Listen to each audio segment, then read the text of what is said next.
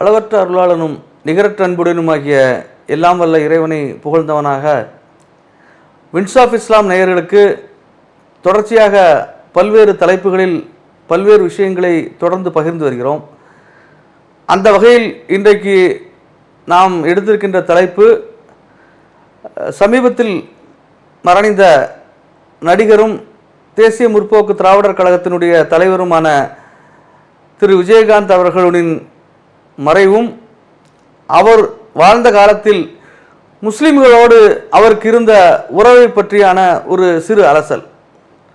முதலிலே நம்முடைய wins of இஸ்லாமின் சார்பாக அவரை இழந்து வாடும் அவருடைய குடும்பத்தினருக்கு, அவருடைய கட்சியினருக்கு நம்முடைய ஆழ்ந்த அனுதாபங்களை தெரிவித்துக் கொள்கிறோம். அருமை சகோதரர்களே, சகோதரிகளே, திரு விஜயகாந்த் மதுரையில் ஒரு அரசியல் ஆலையினுடைய ஒரு உரிமையாளராக இருந்து படிப்படியாக சென்னைக்கு வந்து திரையுலகத்திலே கடும் சிரமங்களுக்கு பின்பு ஒரு நடிகராக ஆகி அதன் மூலமாக கிடைத்த பேரும் புகழும் கொண்டு பின்பு ஒரு அரசியல் கட்சியை தொடங்கி தமிழகத்தினுடைய எதிர்க்கட்சி தலைவர் வரையில் அவர் உயர்ந்திருந்தார். அவருடைய மரணத்தினுடைய அந்த சமயத்தில் இணையதளங்கள் முழுவதுமாக அவரால், திரு விஜயகாந்தால் வாய்ப்பு பெற்ற நகைச்சுவை நடிகர் வடிவேலு அவரை வந்து பார்க்கவில்லையே, அவருக்கு அஞ்சலி செலுத்தவில்லையே, நன்றி கெட்டவர் என்றெல்லாம் அவரை தூற்றி கொண்டிருந்தனர். உண்மையில் வடிவேலுக்கும் அவருக்கும் இருந்தது ஒரு சாதாரண பகை அல்ல. அவருடைய ஆரம்ப காலத்தில் திரு வடிவேலுவை ஒரு மிக சாதாரண ஒரு நடிகனாக இருந்தவரை தன்னுடைய திரைப்படங்கள் மூலமாக ஒரு சிறந்த ஒரு நகைச்சுவை நடிகராக உயர்த்துவதிலே விஜயகாந்தின் பங்கும் இருந்திருக்கிறது என்பதில் யாருக்கும் மாற்று கருத்து இல்லை. ஆனால் ஒரு சில சின்ன சின்ன சலசலப்புகள் அவர்களுக்கு எதிரான இடைவெளியை மேலும் விரிசலாக்கியிருக்கிறது. அதை திராவிட முன்னேற்றக் கழகம் விஜயகாந்துக்கு எதிரான ஒரு அஸ்திரமாக வடிவேலுவை பயன்படுத்தி தேர்தல் பிரச்சாரங்கள் 2011 அவருக்கு எதிரான ஒரு மிகப்பெரிய ஆயுதமாக பயன்படுத்தியது.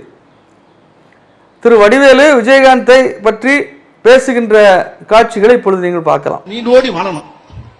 இப்படிப்பட்ட முதலமைச்சர் இருக்கும் போது நான் மேட்ருக்கு வர்றேன். நேற்று முந்தானது ஒருத்தன் கட்சியை ஆரம்பிச்சுட்டு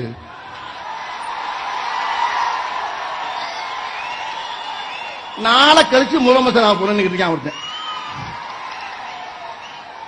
என்னன்னா அவன் கல்யாண மண்டபத்தில் 2 தூண் வந்துருச்சாமியா இடையில. அதுக்கு ஒரு கட்சி ஆரம்பிச்சு நான் அடுத்த முதலமைச்சர் சொல்லிட்டு வாழ்ந்துகிட்டு இருக்கேன். என் நேரம் ஃபுல்லா தண்ணியை போட்டுச்சு. மூதவி தண்ணி போடுது. முதலமைச்சர் ஒரு நான் கேட்கிறேன், முதலமைச்சருங்கிற சீட்டு என்ன மியூசிக்கல் சேராது? அந்த சீட் என்ன சாதாரண சீட்டாது? அவ எவ்வளவு பெரிய 70 ஆண்டு காலத்துடைய உழைப்பாளி. எத்தனை எத்தனை தலைவர்களோடு சேர்ந்து பாடுபட்டு ஜெயிலுக்கெல்லாம் போய் போராட்டம் நடத்தி மக்கள் 5 முறையா வந்து ஆண்டு நாட்டு அந்த 6வது முறை ஆடுற அளவுக்கு மக்களுக்கு திட்டங்கள் அள்ளி பேச மேதைகள் அவங்களாம். எவ்வளவு பெரிய தலைவர்கள் அவருங்க. நீ உன் மண்டபத்தில் மட்டும் 2 தூண் வந்ததுக்காண்டி உடனே கட்சி ஆரம்பிச்சு நான் முதலமைச்சர். நீ முதலமைச்சர்னா நான் பிரதமர். ஐயா தப்பா நினைக்கிறாங்க. நீ முதலமைச்சர்னா நான் பிரதமர். நீ பிரதமர்னா நான் ஜனாதிபதி. ஆட்கள் இல்ல. ஐயா தப்பா நினைக்கிறாங்க. நீ முதலமைச்சர்னா நான் பிரதமர். நீ பிரதமர் சொன்னா நான் ஜனாதிபதி. நீ ஜனாதிபதி சொன்னா நான் ஒபாமா. என்ன பேச்சு பேசுறீங்க? தனியா போட்டா என்னவெல்லாம் பேசமா? ஒருத்தன் கேட்டாரு என்ன,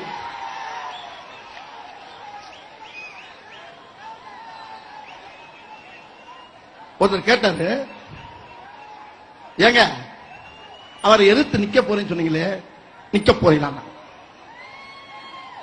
ஒரு மேடையில ஏறினாவே ஸ்டெடியா உன்னால நிக்க முடியலையே. இந்த ஆளை போய் நான் ஏத்துனா எனக்கு தாங்க கேவலம். அதனால ரிஜெக்ட் பண்ணிட்டு மொத்த டீமையும் காலி பண்றதா என் வேலை. முதலமைச்சர் மருமகன் சொல்லிட்டு அவங்க 41 சீட் வாங்கியிருக்கிற, அங்க உனக்கு என்ன முதலமைச்சர் பதவி கொடுக்க போறாங்களா? அங்க பெரிய வீராப்பா பேசுற, எவ்வளவு வீராப்பா பேசுற. அது ஒரு மாதிரி இன்னொரு மாதிரி கேள்விப்பட்டேன் நான்.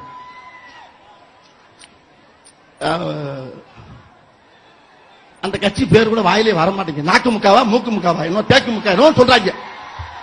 அந்த கட்சி அரசியல கூட்டணி சேர்றதுக்கு முன்னால போய் கேட்டிருக்காங்க. இப்பொழுது பார்த்தீர்கள் என்றால் இந்த இவருடைய பேசுகிற பேச்சை இன்றைக்கும் அன்றைக்கும் தமிழக அரசியலிலே தலை சிறந்த ஆளுமைகளாக இருந்த பல்வேறு தலைவர்கள் ரசித்து கேட்டுக்கொண்டிருக்கிறார்கள். யாரும் இந்த பேச்சை கண்டிக்கவில்லை. இன்றைக்கு அந்த தலைவர்கள் எல்லாம் இப்பொழுது விஜயகாந்த் மறைவிற்கு சென்று வேகமாக சென்று அஞ்சலி செலுத்துகிறார்கள். அது அரசியல் நாகரிகம் என்று எடுத்துக்கொள்ளலாம். இப்பொழுது நன்றி கடனை பற்றி பேசுகின்ற இந்த இணைய உலகம் சற்றே பின்னோக்கி சென்றும் பார்க்க வேண்டும். திரு விஜயகாந்த் ஆரம்ப கட்டத்தில் மிகுந்த சிரமத்திற்குள்ளான போது அவரோடு இருந்தவர் சகோதரர் இப்ராஹிம் ராவுத்தர் என்பவர். இந்த இப்ராஹிம் ராவுத்தர் எப்படிப்பட்டவர் என்று சொன்னால் விஜயகாந்தினுடைய நலனுக்காகவே வாழ்ந்தவர். அவருடைய வாழ்வுக்காக அவருடைய திரையுலக வளர்ச்சிக்காக திருமணமே செய்து கொள்ளாமல் இருந்தவர் என்றெல்லாம் குறிப்பிடத்தக்கவர். எப்படி என்று சொன்னால் திரு விஜயகாந்த் ஒரு திரைப்பட நடிகை திருமணம் செய்து கொள்ள இருந்த ஒரு சூழலில் அப்படி செய்து கொண்டால் அவருடைய திரையுலக வாழ்க்கையும் அதற்கு பின்னால் அவர் திட்டமிட்டிருக்கின்ற அந்த அரசியல் வாழ்க்கையும் காணாமல் போய்விடும். ஆகவே அவருக்கு ஏற்ற ஒரு குடும்ப பெண்ணை மணமுடித்து கொடுக்க வேண்டும் என்று திருப்பதி வரை சென்று அவரை மீட்டு கொண்டு வந்தார் என்றெல்லாம் செய்திகளில் நாம் படித்திருக்கின்றோம். அவர்தான் தற்போது அவருடைய மனைவியாக இருக்கக்கூடிய மற்றும் பொதுச் செயலாளர் இருக்கக்கூடிய திருமதி பிரேமலதா விஜயகாந்த் அவர்களை பார்த்து திருமணம் செய்து வைத்திருக்கிறார். அவர்களுடைய உறவு எப்படி இருந்திருக்கு என்று சொன்னால் திரு விஜயகாந்த் தன்னுடைய கையில் அணிந்திருக்கின்ற மோதிரத்திலே குர்ஆனுடைய வார்த்தைகள் இருந்திருக்கிறது. சகோதரர் இப்ராஹிம் ராவுத்தர் தன்னுடைய அலுவலக மேஜையிலே ஆண்டாள் விஜயகாந்த் தெய்வமாக வணங்குகின்ற ஆண்டாள் படத்தை தன்னுடைய மேஜையில் வைத்திருக்கிறார். அந்த வகையில் சமூக நல்லிணக்கத்திற்கு சமூக ஒற்றுமை என்று இவர்கள் இருவரும் அத்துடை பின்னி பிணைந்திருக்கிறார்கள். விஜயகாந்த் அதற்கு பிறகு ஏனோ திரைப்படங்களிலே முஸ்லிம்களை தீவிரவாதிகளாக காட்டுவதில் அர்ஜுனோடு போட்டி போட்டார் என்பது நாம் மறுக்க முடியாத உண்மை. அதன் காரணமாக ஒரு கட்டத்தில் சென்னையிலே முஸ்லிம்களுக்கு வீடே கிடைக்காமல் போனது என்பது வரலாற்று உண்மை. அதை நாம் இந்த நேரத்தில் பதிவு செய்ய வேண்டியது மிக கட்டாயமாக இருக்கிறது. ஆனால் இதையெல்லாம் சரி செய்வதற்காக அவர் முஸ்லிம்களுக்கு குர்பானி இறைச்சி வழங்குகின்றனர் என்று ஒரு பக்ரீத் அன்றைக்கு குர்பானி இறைச்சி வழங்குவார் விஜயகாந்த். யார் அவருக்கு இந்த ஐடியா கொடுத்தார் என்று தெரியவில்லை. குர்பானி என்பது முழுக்க முழுக்க முஸ்லிம்களுடைய ஒரு ஆன்மீக ரீதியான ஒரு மார்க்க ரீதியான ஒரு கடமை. அந்த கடமையை அவர் செய்வதற்கு அவருக்கு இஸ்லாமிய நம்பிக்கை இருக்க வேண்டும். அவருக்கு அப்படி இருந்ததா என்றால் இல்லை. ஆனால் யாரோ ஒருவர் இப்படி நீங்கள் எல்லாரும் வெறும் ஃபித்ரா அரிசியை கொடுத்தால் மட்டும் காணாது, நீங்கள் புதுமையாக இந்த குர்பானியையும் கறியையும் கொடுங்கள் என்று அவர் குர்பானி வழங்கினார் என்றெல்லாம் குர்பானியோட அர்த்தம் என்னவென்று தெரியாமல் அவர் செய்து வந்தார். இதுதான் தமிழக அரசியலும் தமிழுடைய திரைத்திறன் ஒரு அவலமான சூழல். எது ஒரு சமூகத்திற்கு தேவை என்று தெரியாமல் அவர்களாக ஒரு சில விஷயங்களை கற்பனை பண்ணிக்கொண்டு எப்படி என்ன விளைவுகளை ஏற்படுத்தும் என்று புரிந்து கொள்ளாமல் அல்லது தெரிந்து கொள்ளாமல் முஸ்லிம்களை தீவிரவாதிகளாக அவருடைய திரைப்படத்தில் காட்டினாரோ அதே படத்தில் அவர் என்ன செய்வார், ஒரு மருந்துக்காக ஒரு கான்ஸ்டபிள் வேடம் அல்லது ஒரு உயிர் தியாகம் செய்யக்கூடிய ஒரு அப்பாவியாக ஒரு முஸ்லீமையும் காட்டி விடுவார் ஒரு பரிகாரமாக. அதே போல அதற்கு பரிகாரமாக இந்த குர்பானி இறைச்சியை கொடுப்பது ஒன்று நிகழ்வு நடத்தியிருக்கிறார். அப்பேற்பட்ட இப்ராஹிம் ராவுத்தர் என்ன ஆனால் யார் திருமணம் செய்து வைத்தாரோ அவரே இவருடைய திருமணத்திற்கு பின்பு விரட்டியடிக்கப்பட்டார். தன்னுடைய வாழ்நாளில் சிறுநீரகம் பாதிக்கப்பட்டு கடைசியில் அவரை சந்திக்க முடியாமல் பல முறை அவருடைய தெருவரை சென்று திரும்பி வந்திருக்கிறார். இப்படி அவமானப்பட்டு கடைசியில் அவர் மரணமும் அடைந்திருக்கின்றார். வடிவேலு விஜயகாந்திற்கு செய்வது நம்பிக்கை துரோகம் என்று சொன்னால் இதை நாம் எந்த கணக்கில் எடுத்துக்கொள்வது? ஒரு விஷயத்தை நாம் உணர்ந்து கொள்ள வேண்டும். இதெல்லாம் விஜயகாந்த் தெரிந்து செய்தாரா இல்லை என்று சொல்வார்கள். ஒரு தலைவனாக இருப்பவர் இதையெல்லாம் தெரிந்திருக்க வேண்டும். நீங்கள் கேட்பது புரிகிறது. குறிப்பாக தலைவர்களுக்கே உள்ள குறைபாடு, தன்னோடு நம்பிக்கையாக இருப்பவர்களை கடைசி வரை நம்பாமல் யாரோ ஒருத்தர் அல்லக்கைகள் சொல்வதை கேட்டுக்கொண்டு அவர்களை தூக்கி வீசுவது வந்து எல்லா தலைவர்களுக்கும் இருக்கின்ற ஒரு பிறவி குறைபாடு. அதற்கு நண்பர் விஜயகாந்த் விதிவிலக்கில்லை. ஆக என்ன நடந்தது? அவரை தூக்கிவிட்டு அவரை காத்து நின்ற இப்ராஹிம் ராவுத்தரை கடைசியில் அனாதையாக அவருடைய குடும்பத்திற்கு, இவருக்கு ஒரு குடும்பம் ஏற்பட வேண்டும் என்று துடித்தவருக்கு இவர் பதிலுக்கு ஒரு குடும்பத்தை ஏற்படுத்தி கொடுத்தாரா, அதற்கான முயற்சித்தாரா என்று நமக்கு தெரியாது. அது அவர்களுக்கு இருவருக்கும் மட்டுமுள்ள விஷயம்.